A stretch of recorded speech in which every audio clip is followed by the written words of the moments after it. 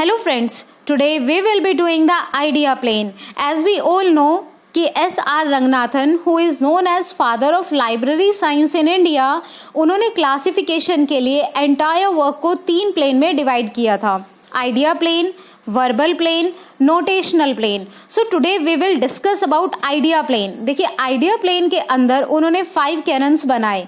Cannon क्या होता है? Canon is generally accepted rule.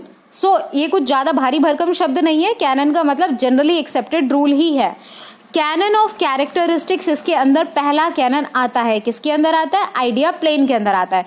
तो कैनन ऑफ कैरेक्टरिस्टिक्स के अंदर भी 3 कैनन आते हैं. पहला कैनन है कैनन ऑफ डिफरेंशिएशन. इसका मतलब क्या हुआ? इसका मतलब हुआ फॉर एग्जाम्पल आपके पास 40 स्टूडेंट्स की एक क्लास है, सारे बच्चे 10th में ही पढ़ते हैं.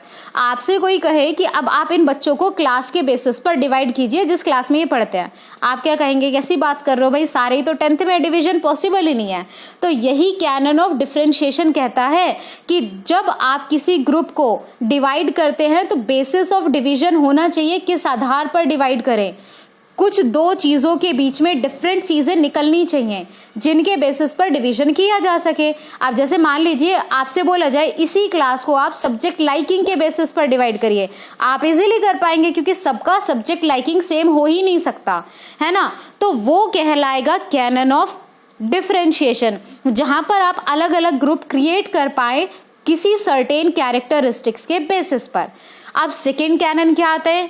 सेकेंड कैनन कहता है असर्टेनेबिलिटी. तो असर्टेनेबिलिटी मीन्स जो चीज़ें सर्टेन नहीं है, सर्टेन बोले तो निश्चित, श्योर नहीं हो आप, तो ऐसा कभी भी बेसिस ऑफ डिवीजन नहीं होना चाहिए जिसका कोई अता पता ना हो. फॉर एग्जाम्पल आपसे कहा जाए कि ह्यूमन पॉपुलेशन जो एंटायर अर्थ पे रह रही है, आप उन्हें डिवाइड करिए उनके प्रीवियस ईयर के बर्थ के बेसिस पर.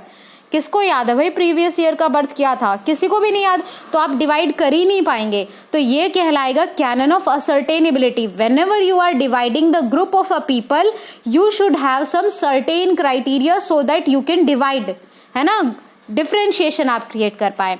और लास्ट हमारा कैनन ऑफ कैरेक्टरिस्टिक्स के अंदर आता है परमानेंस. तो कैनन ऑफ परमानेंस कहता है कि आप उस बेसिस पर डिवीजन करिए जो चीज़ें परमानेंट इन नेचर होती हैं. फॉर एग्जांपल आपसे कहा जाए कि आप गिरगिट को इस बेसिस पर डिवाइड कीजिए कि वो कलर कितनी देर में बदलता है. अब आप तो कहेंगे गिरगिट तो हर सेकंड में रंग बदलता है, ये चीज़ तो कभी भी फिक्स रहने वाली नहीं है, पल पल में बदल रही है. तो यानी कि आप इसको क्या कहेंगे कि यहाँ परमानेंस नहीं है, तो यहाँ पर डिवीजन भी पॉसिबल नहीं है. So whenever you are dividing a group of entities, you should have some canon of differentiation. There should be some certain criteria and there should be some permanence. तो हम canon of characteristics को कैसे याद रख सकते हैं? Dab से याद कर सकते हैं कि canon of characteristics हमें डैप के बारे में बताता है, differentiation के बारे में, ascertainability के बारे में और permanence के बारे में. आई होप आपको ये सब समझ में आया होगा. एंड अगर नहीं आया तो प्लीज़ आप हमें कमेंट सेक्शन में ज़रूर बता सकते हैं कि किस पॉइंट को हम और ज़्यादा अच्छे से एक्सप्लेन कर सकते हैं. Thank you for watching our video.